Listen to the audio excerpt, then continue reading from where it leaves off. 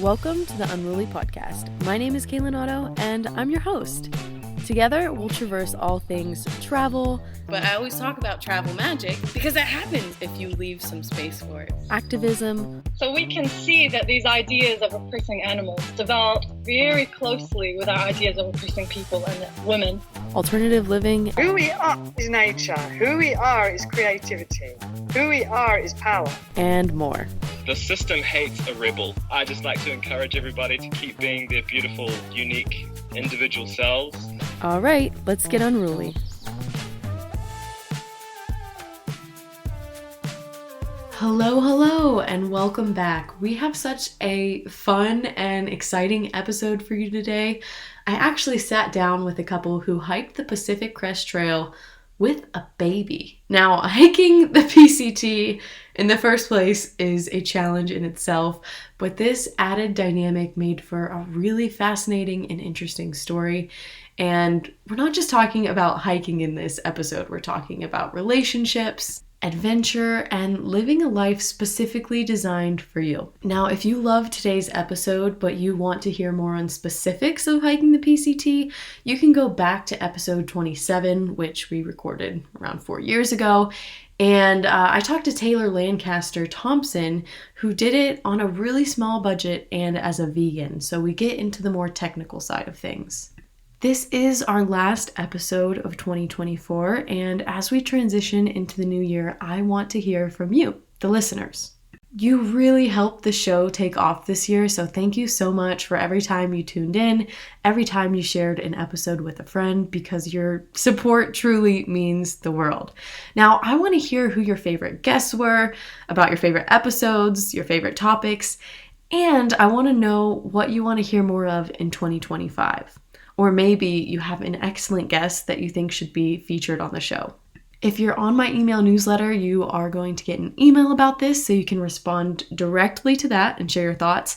And if you're not, please find me on social media, by email, and shoot me a message because I would love to connect. And speaking of connection, I have to give a shout out to today's podcast sponsor, Epic Trips, who are in the business of joining together like-minded travelers to make a difference on meaningful group trips. Now, they have trips launched in Thailand, Ecuador, Indonesia, the list goes on, and also in Costa Rica, where I will be taking a group of travelers in May of 2025. Now, we have 2 spots left, and I'm so excited for this trip because not only are we learning about alternative living and self-sufficiency, but we will be hiking and waterfall chasing, mermaiding, snorkeling, all of these things. This is a really great chance to connect with people who, want to be there with you in the moment. They want to play and rest and adventure just as much as you. And it's a great time to disconnect from those distractions that many of us face, even if we live off-grid or out in the woods in our everyday life. You can check the link in the show notes for more information on that and Epic Trips, which I gotta say, I think they've done a great job of creating a program for first-time travelers who want to get out there but want a built-in support system, want an itinerary that's tested and true, and want to get their hands dirty. All right, that is enough from me. Let's get into today's episode. Now, our first guest and half of this dynamic duo really got his bearings in the outdoors when he took a NOLS course in college in Alaska, which consisted of 75 days of backpacking, mountaineering, and sea kayaking. This inspired him to move up to the Arctic, to Coldfoot, Alaska, where he lived in a small 1930s cabin and actually met one of our previous podcast guests, Ken Algunes. Eventually, Jack McClure, author of You Carry the Tent, I'll Carry the Baby, relocated to Fairbanks, where he worked in forestry, and eventually met his wife, the second part of this dynamic duo, Alana. Let's hear from her. How I got to Alaska was doing trail work, so eventually I started looking for something that was a little bit less seasonal, a little bit less transient. I really wanted to put roots down and be part of a community as much as it is fun to travel around and see new places. So I moved up to Fairbanks and started working for the state forestry program, and that's where Jack and I met, and he was building a house already, and I was like, oh, I can help you do that. And one thing led to another, and it ended up being our house. I love that. So I guess you were there for the building of your house too. You just didn't know There it on was the going to very be. first day. I hadn't dated anybody for a long time, so I wasn't expecting anything to change. So I planned basically a solo bachelor pad, a small 320 square foot house, and now of course there's 3 of us in the same house. So looking back, it worked out fine.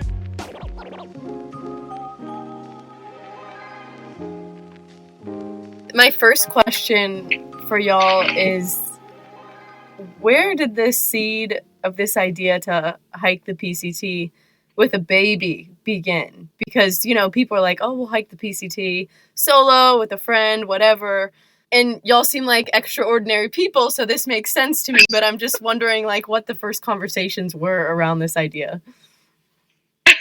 Well, I had worked on the PCT on one of my first trail crews. I mean, I always knew that I wanted to thru-hike it, but it just got really popular right after I worked on it because that book Wild came out. Mm-hmm. And so the trail blew up, and I was like, okay, I'm going to put this on the back burner because I'm not doing it when it's overrun, even more than it normally is. And so I had mentioned it to Jack at some point in our relationship that I wanted to thru-hike, and he was like, yeah, we could do it down, I would do it with you. We could do it down the line somewhere.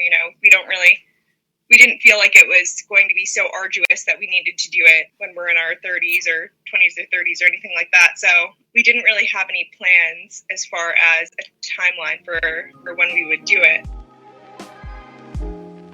Now, Alana and Jack recounted how when Alana was pregnant, there was a lot of smoke in the air outside. So they were basically stuck inside, and they started having romantic notions about the life they could lead with their new family. And romantic notions set aside, there was planning that went into this trip. Alana explained that after she had the baby, they did a Southwest trip in the US to get a feel for how things could be with their newest little addition. The case for everybody is you want to show your kid what your values are. You want to instill your values in them. And it'd be one thing for us to talk about living, a simple lifestyle in outdoors.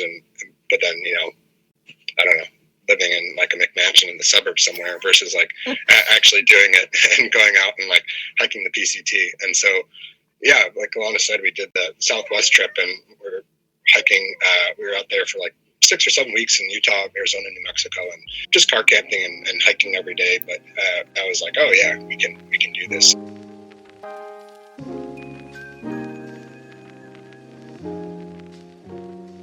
Preparation, postpartum, I had to have an emergency C-section, and that was not part of the plan. She just had a really short umbilical cord, and so she couldn't descend. I'd never had major surgery before. I didn't know what to expect for recovery, but part of my pregnancy journey was that I had gotten in really good shape to prepare for a natural birth. And so when I was recovering from the C-section, I think all of that stuff happened a lot quicker because I was already in pretty good shape. I thankfully didn't have any postpartum depression or anxiety or anything like that, which is always kind of a scary concern with postpartum stuff.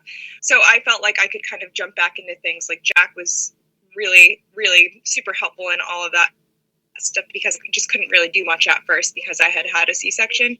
So I could really take my time just getting from up the driveway to, down our street to around the neighborhood and just walking and walking. And then when we went on the Southwest trip, part of that was kind of like a postpartum boot camp. So Jack would carry the stuff, including the baby most of the time. And my job was just to walk. And so being able to walk that much without really having to worry about, all of the logistics of carrying stuff for camping, because we were car camping, we were supported camping. I could really just walk until I was able to get strong enough to start carrying things again. So the biggest thing was just being able to move around.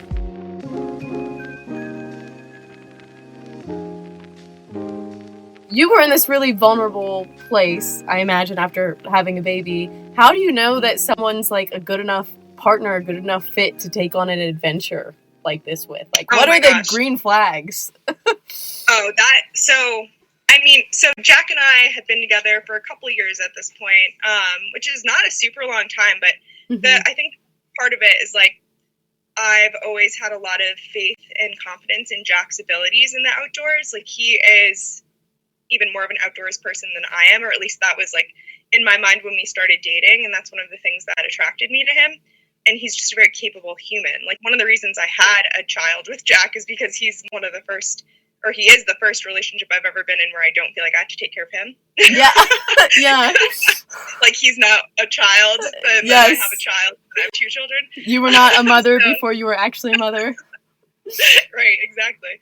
So that was never a question in my mind whether or not he would be like a suitable partner in life's adventure, not even just the PCT adventure. Yeah.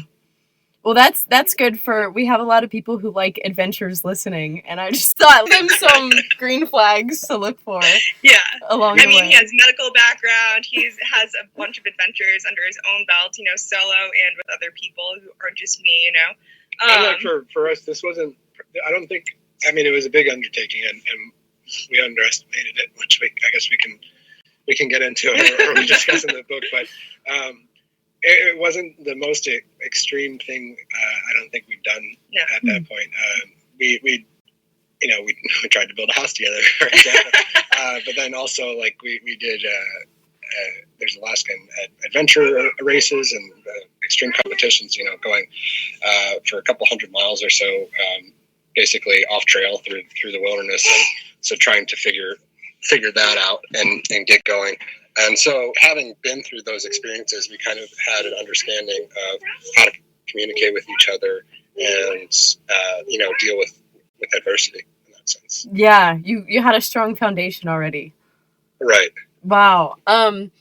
Well, I guess my next question for you is that I imagine that when you become parents, people have a lot of advice for you. I also imagine that when you're going to do something like the PCT, people have a lot of advice for you, because I feel like people give me a lot of unwanted advice before I go, even out of the country, which Right. I've done a million times. So I'm wondering if that was even more unique in this situation, because you're undertaking an adventure and new parents. Was that Right. even more intense than usual? A bad cocktail of like all kinds of unsolicited advice. I'm sure we got some good advice, but at least before we started out, a lot of it was, people expressing surprise and like kind of like Concern. definitely concern. I wouldn't say, I was thinking like disdain, but not disdain, but like more concern. Like, what the hell are you guys thinking? It's like you think you can hike with a baby? Like, you have no idea what you're doing. Or just like, why? Why do you want to do that? Why would you go out? It's like, why not wait till she's older? So it's like, we tell people, like friends or family or whoever, and they kind of like get a raised eyebrow and just be like, why? And so, I think starting out, there was definitely some people who encouraged us, but we had pretty strong conviction in that we could do it because of the previous experiences and having hiked with her already. So that wasn't as much a question logistically, more so if like we would enjoy it.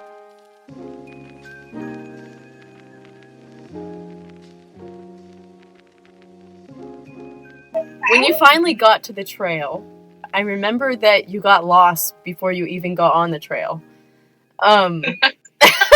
And I would love to hear about this and how you were feeling, because it's like you have this really strong base between y'all. You're so prepared. And so I think sometimes people imagine that you're superheroes in this sense, like you're so prepared outdoors, you would never get lost, you would never mess up or whatever. But then here you are, as prepared as you could be, and lost on day one. Right. Yeah, it's like before the trip, we focused a lot on aspects of how to hike with a baby and how to make sure Dean had a good time and was not just surviving but thriving, and that was in regards to diapers, but basic care and thermal regulation and all that. And so with that, we didn't put as much attention and focus on the trail and in terms of looking at maps or anything like that, or even doing navigation. And part of that, it was probably arrogance, at least on my part. And coming from Alaska, a lot of our trips are off trail, and it's wet and boggy, and you have to find your way. And so We're like, oh, a trail, it's a hard packed dry surface. It'll be super easy and there shouldn't be any issues. And even before that, I remember distinctly, talking to Alana and asking her about like trying to find our way. Like, should we look at maps beforehand? Is it worthwhile? She's like, oh no, it's I was like, it's really well marked. There's only one. You can either go north or south. Like, it's really obvious. Yeah. So then, of course, we get to our start point, Harts Pass, Washington, 30 miles south of the Canadian border, and we get dropped off in a parking lot. And we're walking around, and then there's like one trail going one way, and then there's like roads going down, and there's no signage, and we're like, where are we supposed to go? I just remember really being disoriented. Like, I didn't know where north was, and it's like 7:00 in the evening when we started. Oh, and I was like, this just feels wrong. Like, I feel like we're going the wrong way. We need to go this way. And he was like, I don't think so. I think it's this way. So we're starting out, and we're thinking, we're gonna like pass some. I don't know what we expected. There's gonna be a big sign or whatever, like, now you're beginning your journey south to Mexico. But no, there wasn't. So we had to like sheepishly pull out our phones and look at like the mapping software that we had and try to figure out where we are. Like, oh yeah, it's just like 200 feet over there. Wow. I love those stories, though, because it just shows, like, the humanity, sometimes you just gotta pull out your phone and be like, I have no idea what's happening. Right. Oh, that's great. So, between you both on the trip, I remember reading about, like, certain times where there was struggle and hardship. And then, like any normal couple or people, you would have moments where you both weren't getting along. And, the added stress of having a baby with you on top of that. And I'm wondering if you had techniques that helped you, like, regulate and then be able to communicate even though you were in this elevated situation. And, how you decided to keep coming back together and keep going on for as long as you did. I have to give all of that credit to Jack, honestly, for how we're still together, because I think, honestly, not to give it an excuse, because a lot of it was, like, just our dynamic and my contribution to that dynamic. When things started breaking down due to exhaustion, due to hormonal stuff for me, due to the hardship of just being on the trail with the baby, and just being on the trail, period, because it is a challenging thing to do, things really broke down, and Jack had resources that he knew about and that he asked if I wanted to implement. Like, one of those things was just having check-ins every night. So when things really got bad and I was looking to exit the trail with the baby, we had this big long discussion, and he talked about how he knew of friends who did a check-in where they just like talk about what's working, what's not working, what needs to change. And in those moments you have an opportunity to bring up things that are happening that you're not really excited about or that have been kind of like gnawing at you. And if you do it on a nightly basis, things don't have a chance to build up, and you don't have a chance to build up resentment because you're addressing things, as they happen, basically. So we started doing that, and I don't remember at what point that was in the trail. I think we were in Oregon, maybe, probably around halfway through the trip. And that was like a game changer for both of us. It added another thing for us to do every day, and we were already exhausted. But it was totally worth it because we had lost our ability to communicate because we were so tired and worn down.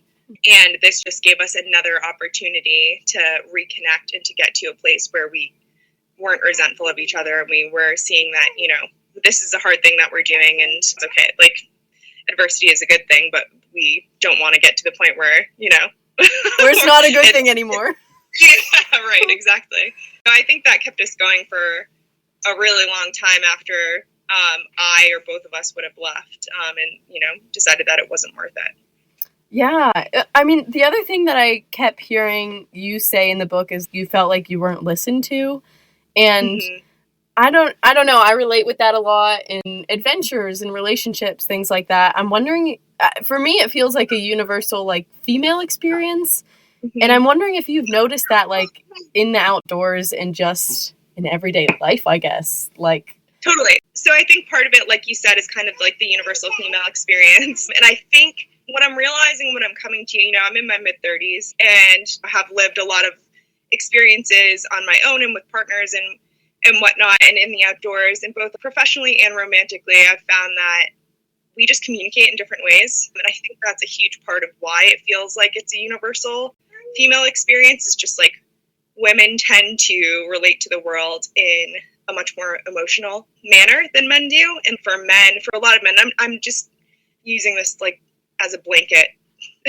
Yeah. Yeah, painting broad strokes. Like, obviously this isn't everyone's experience, but we relate to the world more emotionally. Men relate to the world more logically. And so oftentimes when we are like, I just want you to listen, I feel like you're not listening to me, it's because for men, it's uncomfortable for them to see their partners in distress, and they immediately go to like logic brain, how do I fix it? Where's the solution so that they stop feeling this way, so I can stop feeling this way because this is not comfortable. Where what we want is just to be listened to. We don't necessarily want a solution, we just want to be heard. And so when we don't get that, it feels like we're being stifled and like we're being minimized and like our feelings don't matter, which, you know, is a disservice to both sides of the equation. So yeah, something that Jack and I do now, and we've had help with this too, is if I am feeling a certain way and I'm like, listen, I feel this way and this is why, and yet he just sits with it and he gets curious about it. Instead of trying to find a solution, he just listens to what I have to say. Maybe he'll repeat it so he knows that, so I know that he's listening. And he just gets curious about it, asks me questions about why I'm feeling that way, and he doesn't try to create a solution. He just is present, makes space for it. And I think that's a skill that needs to be practiced. It's not intuitive. It's challenging, but yeah, I mean, sometimes it's as basic as like asking, like, because sometimes she wants a solution, so it's like, do you want to be listened to or do you want a solution? Right. And sometimes she doesn't know. So yeah. And I think the biggest thing is just creating space for it. And in my outdoor life, like before I met Jack, or even as I've known Jack, you know, I've been in positions of leadership before where I feel like I'm not listened to, usually by males who feel like they can't take direction from women for whatever reason. I feel like that's like a totally different thing because it's more like authoritative, whatever, leadership stuff. But in those instances too, it's always been challenging to deal with that dynamic. And I think that I'm a lot better with those kinds of things now. As I said, I'm in my mid-30s than I was probably in my 20s. And that just, I think, comes with life experience and confidence. I often tell like women, because I have women friends who are younger than me and older than me, but the ones who are younger than me, I'm like, my favorite thing about my 30s is that I just don't take people's shit anymore. Yes, which I'm approaching that because I'm 28 right now, and I feel like it's I feel it, that change in myself, and I'm looking forward to it. Like I like it. You just kind of stop caring what other people think, like in the best way, not like in a jerky way, but like just like, you know what, you can just let that slide off me. I don't care. Yeah. Well, amazing. Thank you for sharing that insight. I did see so many examples in the book where there was a problem and then Jack related to it in this very like, we're going to find a solution. And one of them that I feel like you and I have a lot in common, but one of them I kept thinking about was when you were getting like stung by bees. And you're allergic, but you're out there on this trail and he's holding it down. You're passed out. He's taking care of the baby, calling for help, like all of these things. And I was so impressed by that. And so it seems like it's important to have both of those things. Oh, yeah. I mean, he quite literally saved my life. I would have died if he had not responded the way that he did. Yeah. So yeah, I mean, sometimes it's good to have someone who's very solution oriented. Yeah. How did you keep deciding along the way whether it's worth it to keep going or not? Because I think that, you know, if you read the book, you learn that you both agreed ahead of time. If one wants to stop, then you both stop together. Am I right about that? Yeah. But then you're having individual experiences that are different. Right. That were so different, and I don't think we realized until even well after the trail how very different our personal experiences were the whole time. For me, I know that I have a tendency to, when things get too tough, and I don't mean physically, I mean mentally, I kind of check out, and I'm like, you know what, this isn't worth it to me anymore. Basically, like, if it's not fun, it's not worth it.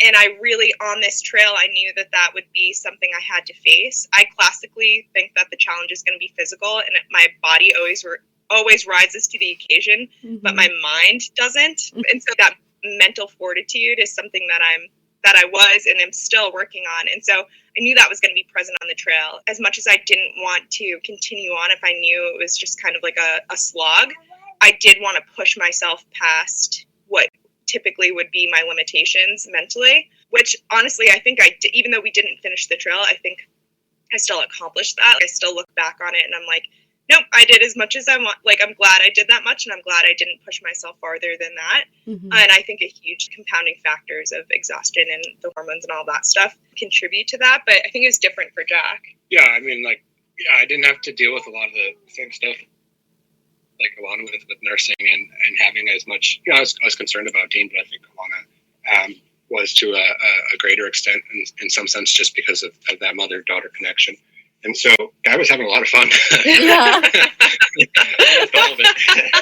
And so, like, from starting pretty early on, our experiences diverged, and Alana wanted to basically try something else. And so I was like kind of persuading her in a sense to continue on. Because, I think the first time Alana said she wanted to leave the trail was in southern Washington. And then it happened one other time before we finally decided to leave it for good. Funnily enough, at the times where it was like most threatening to her physical well-being and her health, like the bee stings and like almost dying and all that, like we didn't consider leaving the trail at all. Neither of us. It was the more mellow, humdrum, like daily monotony of, putting in 20 miles and having to deal with like, crying baby and singing songs and changing diapers, figuring out where the water was and all that. Mm-hmm. I think it takes a skilled or seasoned adventurer to be like, my goal is not to finish this at all costs, but it's to know when I'm actually done and it was worth it. Yeah. Yes. And funnily enough, that was what helped us, like seeing other people push past that point. And we could tell just from the people that we had passed, you could tell from their facial expressions and their lack of interaction that they had just pushed beyond that point, and they weren't having fun at that point. They were just wanting to finish it because it was a goal and they were going to do it no matter what. And we recognized that as we walked by those people, and we were like, yeah, we don't want that at all. Yeah. They were like zombies walking on the trail. We were like, oh, that looks awful. Pretty lucky, I guess, in that sense. And well, we didn't plan on it, but starting southbound, or most people head north, so we were passing people when they were most of the way through their trip, and so we got to see people stay later on. Well, one thing that you had also commented on, I think when you were writing the book, and maybe this was related or not to the sort of zombie thing, but you were talking about how people now are hiking the trail, listening to podcasts and watching movies at night. And that's not the experience y'all were trying to have. And I feel like it somewhat negates going on the trail in the first place. So could you speak to a little bit how you think that culture has changed? Yeah, I mean, for both of us, we both had formative experiences in the outdoors, and with Alana with her work on trail crews and spending, weeks or months at a time living out of a tent and working at these remote sites, and myself at the nose course. And so we both had like these really immersive experiences, and we're both fortunate in a sense that they happened before the really onslaught of and pervasiveness of smartphones and digital media. But I think historically the trail was kind of like that for a lot of people. You got people who are interested in just experiencing the outdoors and enjoying it, but a lot of people just searching for like an immersive experience and trying to find themselves. Now the most famous story of somebody on the PCT, Jill Straight, in her book Wild, that's exactly what she was doing, like trying to reinvent her life and escape and recover from domestic abuse and problems with alcohol and all that. And so for both of us, we were searching for that immersive experience, and we were kind of surprised in finding that does not seem to be the case for a lot of people. At least on the surface, we passed most hikers we saw, at least with the Thru-Hikers, were hiking, listening to podcasts or audiobooks or listening to music all day while we hiked. And then towards the end of our time on trail, we found out people were watching movies and TV shows that they downloaded on towns and Netflix. So not only are just hiking through this environment all day, and then, like muting at least one of your senses, but then doing the same thing at night. So it's just like, I think the way we lived our life and the way we structured our life is kind of trying and focused to be present in it. And part of that is like embracing whatever experience we're doing as we're doing it, and trying to minimizing anything that might distract us from that. And I definitely see that with terms of music and just listening to things in headphones. And we have nothing against, doing any of that stuff. And I could do those things in our normal daily lives. Like we're not monks. Like we're You're on a podcast. Every day. We're on a podcast. Yeah. We're not communicating via telegraph or something like that. We are using a computer right now. And we have our own problems with as I'm sure a lot of people do, with struggling with finding the balance in terms of how much time you spend on your phone and all that. But for us, that experience was kind of black and white. Like we didn't even bring headphones. We didn't consider doing it. And we had each other in terms of being a family and being able to talk to each other. But still, throughout the day, while we're hiking, besides the points where it breaks, most of the time it's just like individual and just kind of in our own experience. And so it's definitely changed in that sense, and to one that's less focused on the immersive and more on, I don't know if you'd call it like a cultural experience, but with people more interested in the social dynamics and meeting other people and looking forward to going to towns more often along the way and seeing what they have in each town and meeting up with friends and all that. The tramily. Yeah. There's a term called tramilies, which is like it's a trail family, not like I guess genealogical sense, but of friends, people you meet along the way. So you get like big groups of people like hiking, especially those who start together, hiking like groups of 10 to 20 people. That's I don't think that's inherently a bad thing to look for connection with other people that way at all. It just changes the experience. Yeah, and no, I don't think the tramway is an issue or anything like that. I think it's a lot different than what we expected. And then, as a result of that, even our trip was different because we had this individual idea going into it. Me being my Knowles experience and Alana being her trail work and thinking it could transform us individually. But we weren't going individually. We were going as a family. And not only that, we had a 9-month-old daughter who was the primary focus of that. So I think it did transform us, but collectively rather than in an individual sense. Do you feel like you then had to be even more present because you had a little one with you versus if you had done it just you two or just one of you on your own? I think we were probably more present. Because we had her. I think that was the greatest gift of doing it, was that we were so present. We didn't have any other option but to be present. Mm-hmm. Yeah. Because we even if we think about it, maybe one of us could listen to headphones or something, but then there'd always be one of us it would be kind of irresponsible, I guess, to be hiking with her on her back, and we're listening to some, I don't know, thriller novel, Stephen King or something. But Alana's screaming because she got stung by a bee, and you're just. But then hearing her and having to respond to her, but then also being cognizant of where we are and what the setting is, because she can't take care of herself, and so having to focus on that, and then in turn that kind of carried out to every aspect, not just on the trail but at breaks, and then kind of how we structured our days. So I think that was definitely a big part. Yeah, and you mentioned when you were not on the trail, when you had breaks, and the one thing I wanted to ask, because I experienced this a lot when I was doing a bike trip across the U.S. There was a couple times y'all set up somewhere to go get supplies, and people thought you were houseless, you didn't have any money, but you were too scared to admit it or something, and they wanted to help you.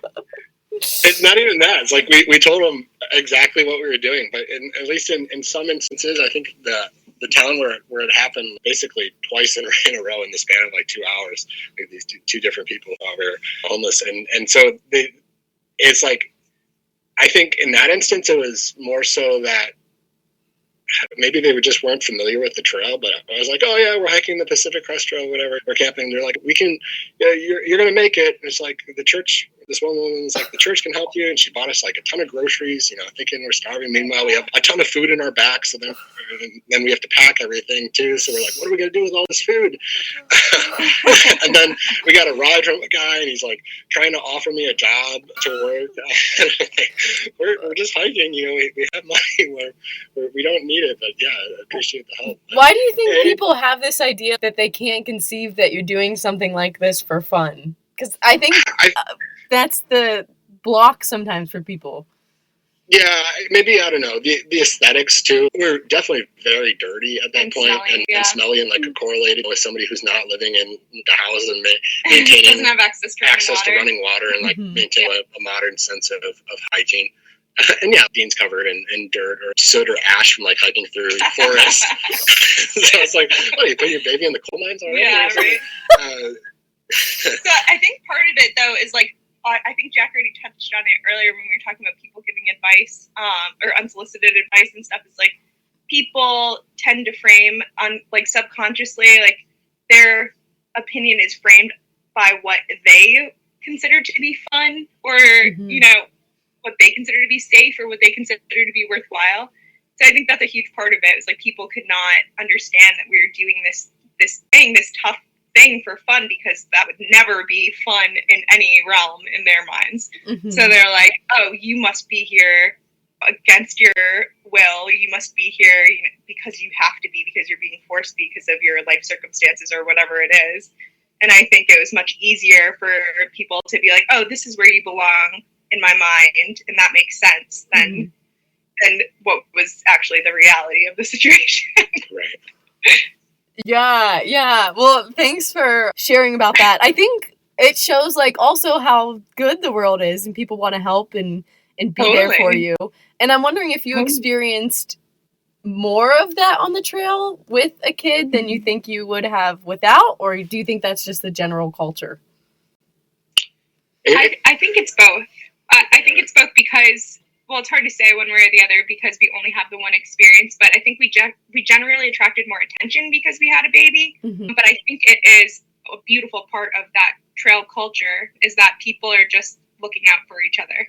There was an endurance race that was happening that overlapped with part of the trail in Washington, and they had set up like support tents every, 20 miles or something. And those volunteers were treating us just like the race participants. We'd walk through and they'd be like, we have food, we have water, we have Gatorade, we have whatever you want, take as much as you want.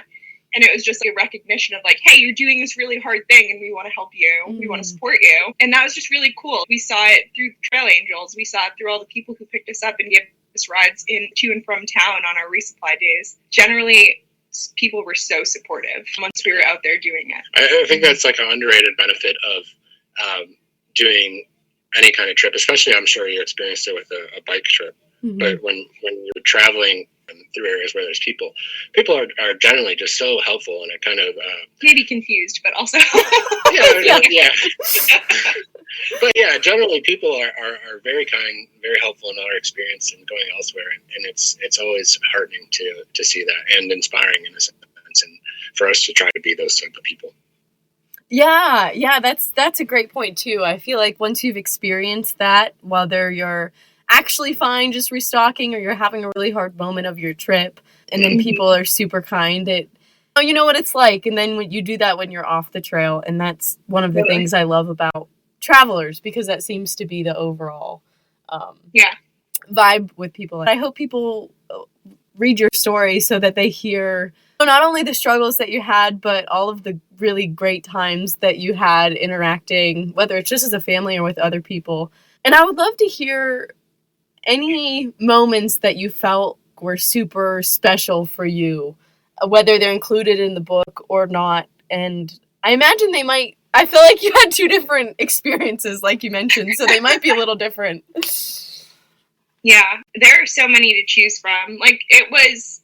There was definitely some suffering on my side of things, but there were so many just beautiful and special moments of just watching Enadina grow up and watching her develop and watching her interact with the natural world. And, some of my favorite times were when we would be at camp after hiking all day, and she would just go off on her own. We'd take her out of the carrier, feed her, change her, and she would just be off on her own. And at that point, she was mobile, but she wasn't walking yet, but she could support herself on things. So she would toddle over or crawl over to a rock and then pull herself up on the rock, and then she might climb over it, or she might walk around it, or she might do something, just interact with the space that we were in. And it was always a new space, and it was always so exciting for her to explore that space. And those are probably my top favorite moments, of just like being able to watch her do those things, and like we're just getting dinner ready, or writing in our journals or whatever, and just like letting her be. And that was so cool to me. Yeah, I think that's like emblematic of or representative of the trail in general, in the sense that there are great views and like really majestic vistas and different things like that, but the reality of doing a through hike like that and hiking thousands of miles is just like a lot of slow plodding and going through forests, but the simplicity of that and being in tune with that environment, and then being with Dean and having her witness all that for the first time, and that was really special. Yeah, how do you think that will impact her as she continues to grow up, even in the next few years? It's hard to. We've always wondered this. It's like, or I guess wondered it since then. It's hard to say, and that she's most certainly not going to remember any of it. And we'll have the pictures and the book, of course.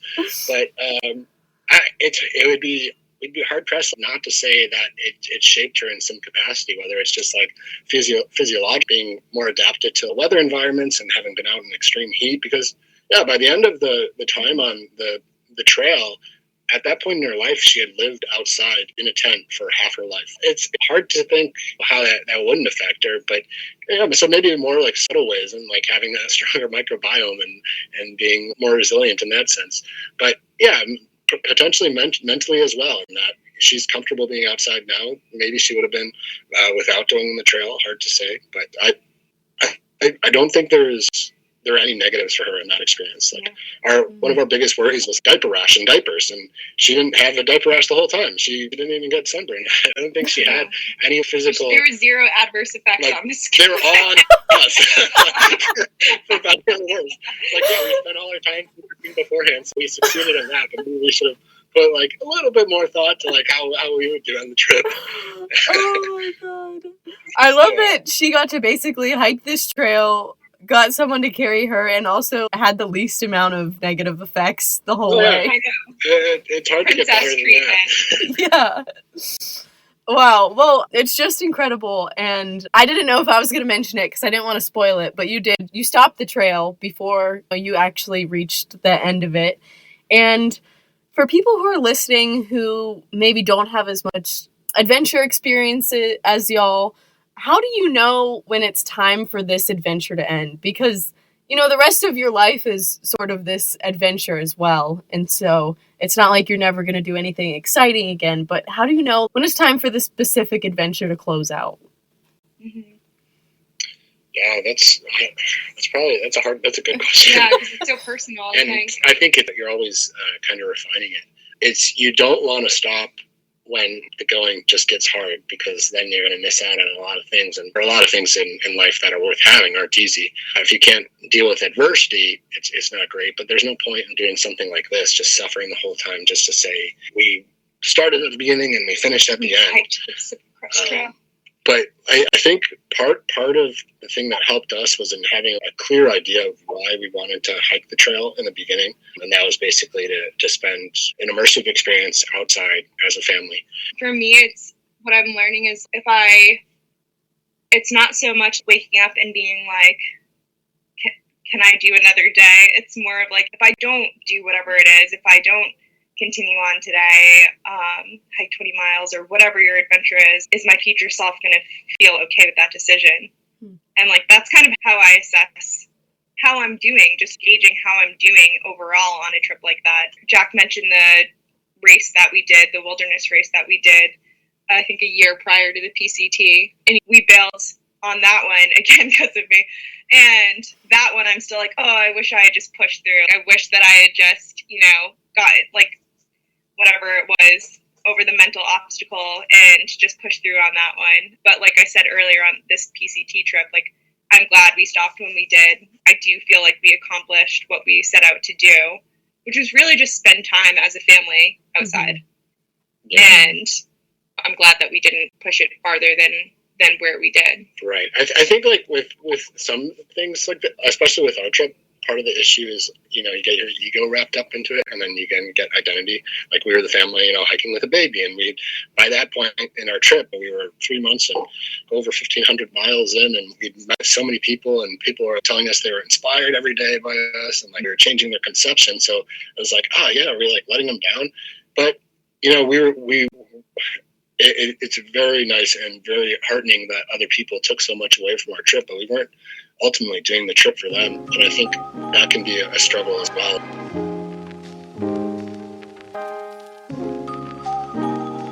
Well, my last question for y'all is, what is your next big adventure? If you have one, maybe it's just doing what you're doing already, but...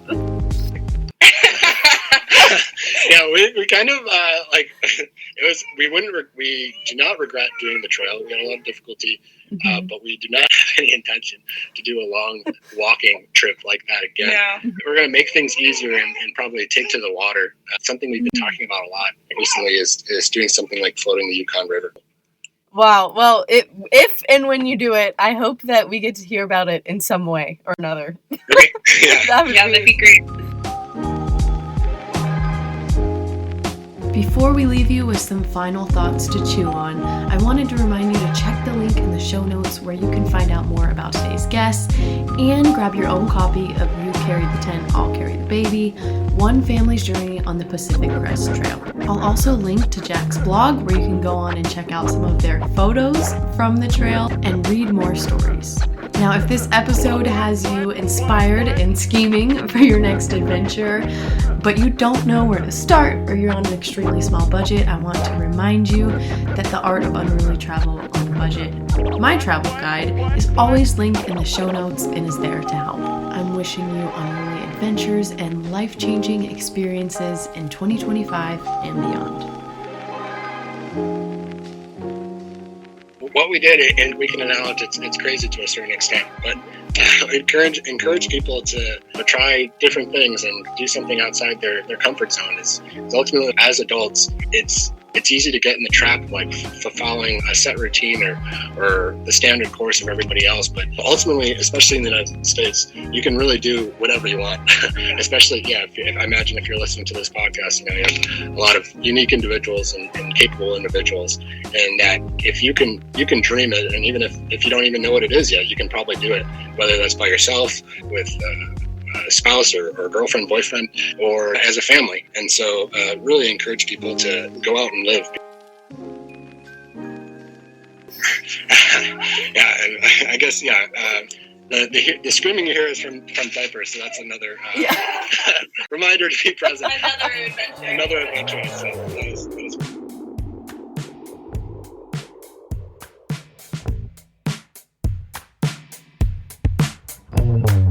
I am so glad that you joined me for today's episode. If you want to learn more about the topic that we discussed today, head over to unrulytravel.com. If today's conversation made you laugh or cry or feel seen or inspired in any way, please take just 30 seconds to follow the show and rate and review it wherever you listen to podcasts. Then share this episode with a friend. I'll see you next time. Stay unruly.